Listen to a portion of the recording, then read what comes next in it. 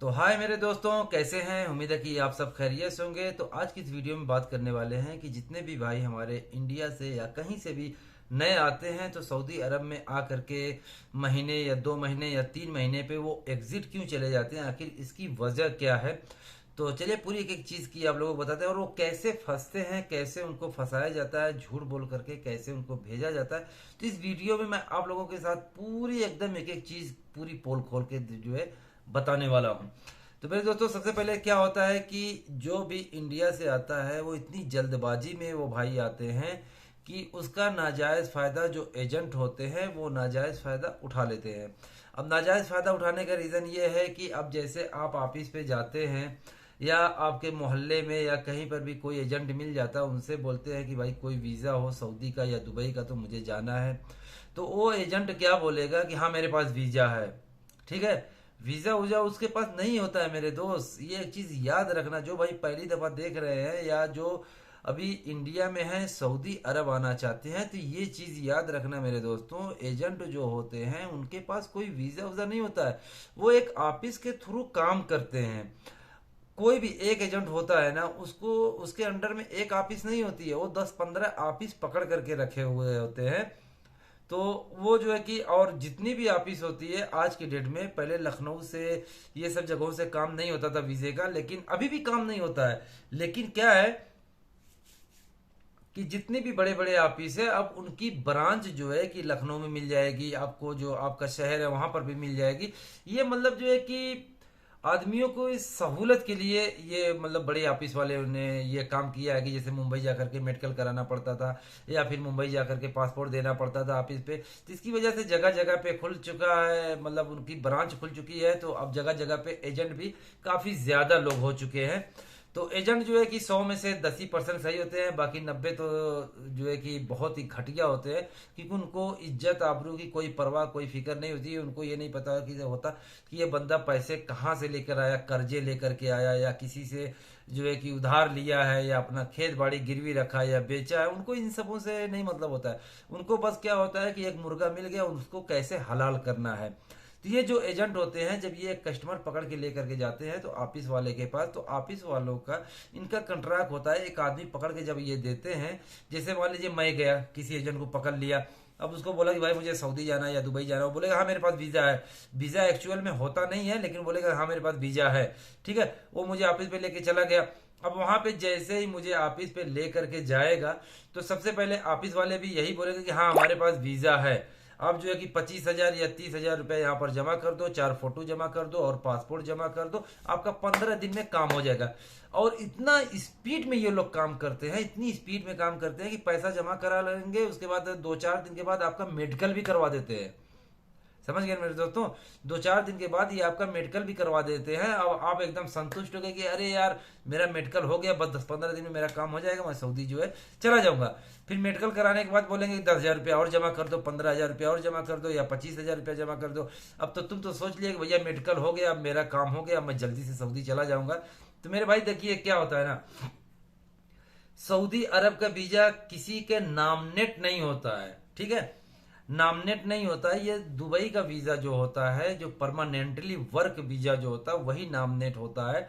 बाकी सऊदी अरब का नामनेट वीजा नहीं होता है, और कुवैत का भी वीजा नामनेट होता है।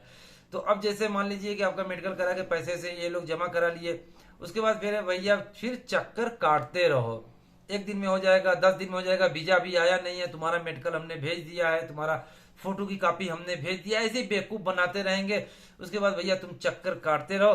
फिर लास्ट में क्या होगा, जब वो देखेंगे कि यार ये बंदा एकदम तंग कर दिया है, तो फिर वही बकरी चराने का वीजा स्टम्प मार के दे देते हैं।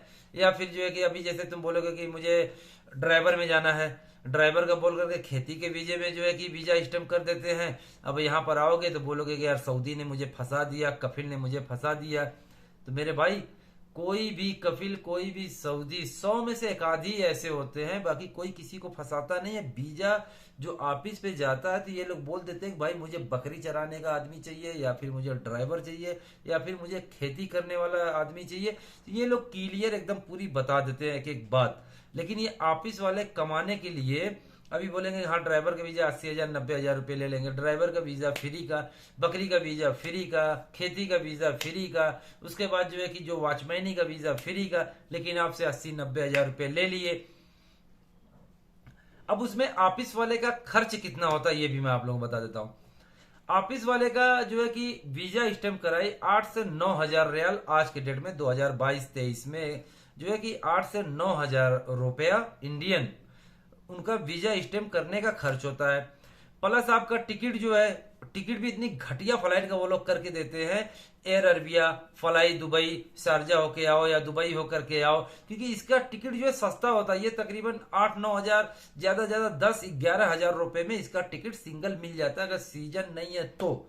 ठीक है, तो यानी मुश्किल से इनका 18 से 20 हजार रुपया खर्चा होता है ऑफिस वालों का, और वीजा मिला फ्री का, और तुमसे ले लिए 70 हजार रुपया, जिसमें से 10 हजार रुपया वो दे दिए दलाल को, 40 हजार रुपया हो गया उनका मेरे भाई।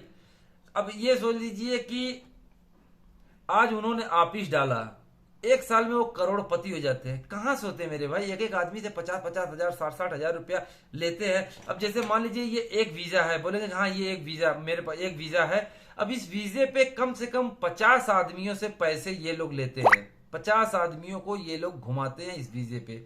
ठीक है, उसके बाद घुमाने के बाद जो है लास्ट में एक आदमी को इस वीजे पर भेजते हैं, क्योंकि इनको इनकी ऑफिस पे जो वीजा आता है उसमें आदमी को भेजना ही भेजना होता है, और वीजे का जो है कि 1 साल का टाइम होता है, 1 साल के बाद वीजा एक्सपायर हो जाता है।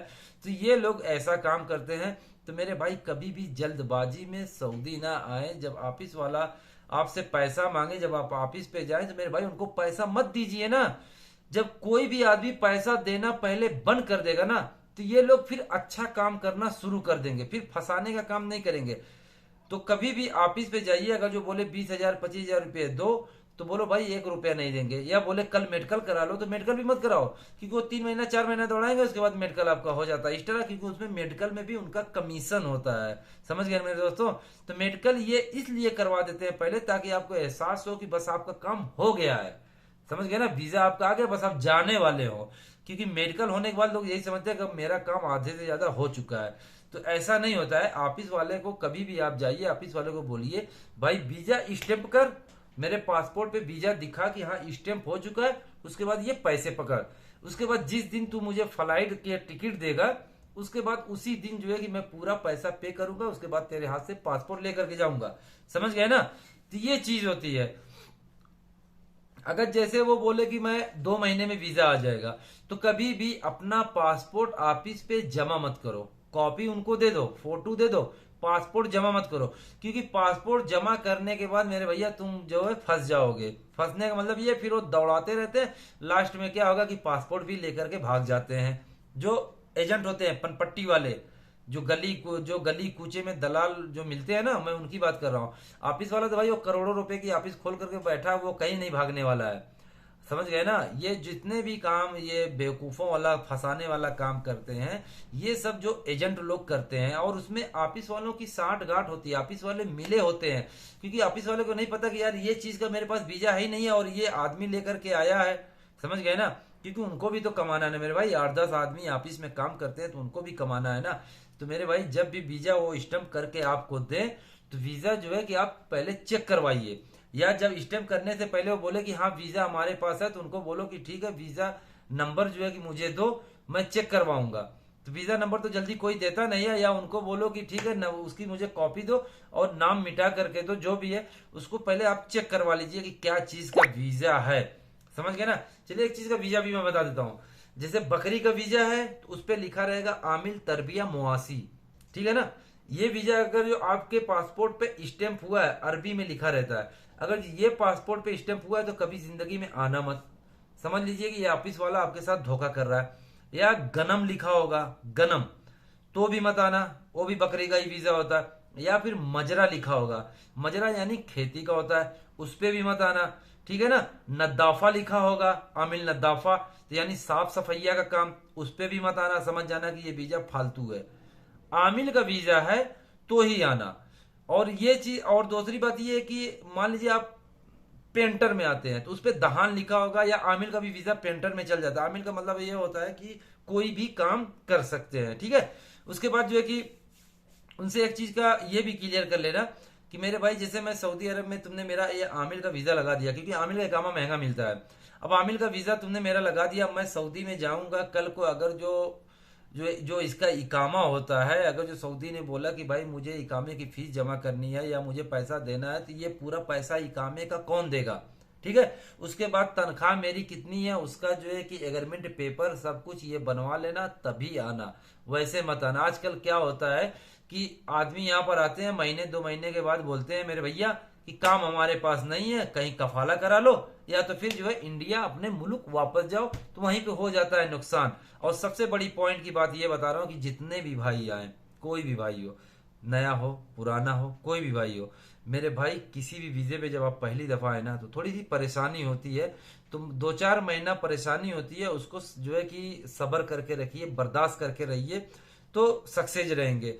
अगर जो घबराएंगे या अपने गुरूर में रहेंगे कि यार मैं इंडिया में ये था, यहाँ पे आने के बाद ये काम करो, तो फिर वहां पे आपका हो जाएगा नुकसान। तो कभी भी यहाँ पर आइए तो बहुत ही समझदारी से काम लीजिए, क्योंकि देखिए इनको खुरुच मारने में टाइम नहीं लगता है, 1 मिनट का काम है, मोबाइल खोलेंगे खुरुच मार देंगे, खलास हो गया काम, जाओ इंडिया। तुम्हारा तो हो गया 80-90 हज़ार या 1 लाख या 1.25 लाख रुपए नुकसान हो गया, इनका कुछ नहीं नुकसान हुआ, खुरुज मारेंगे, वही वीजा वो फिर से यूज कर लेंगे। तो मेरे भाई बहुत ही समझदारी से वीजा लगवा करके आए, अगर यहाँ पर आए तो बहुत सब्र करके रहें, ठीक है। और यहाँ पे आने के बाद जो अपने इंडियन या कोई भी भाई होता है ना, तो वे मेरे भाई नए आदमी को देखते हैं तो और परेशान करते हैं, चुगली दागते रहते हैं, क्योंकि यहाँ पे चुगली ज्यादा चलती है ना, क्योंकि उनको नंबर बनाना होता है, कफिल के यहाँ या सुपरवाइजर के पास उनको नंबर बनाना होता है। तो ये सब चीजों से सावधान रहे, किसी के बहकावे में ना जाए, ठीक है। ये नहीं कि हाँ वो ये बात कह रहा है तो मैं उसको सुनूं, ये सब नहीं, सुनो सबकी, करो अपनी, मैं तो यही कहूंगा। तो बहरहाल ये छोटी सी वीडियो थी, अगर किसी भाई का कोई और सवाल हो तो मुझसे जो है कि कमेंट बॉक्स में सवाल कर सकते हैं। तो चलिए फिर किसी और वीडियो में मिलेंगे, तब तक के लिए अल्लाह हाफिज।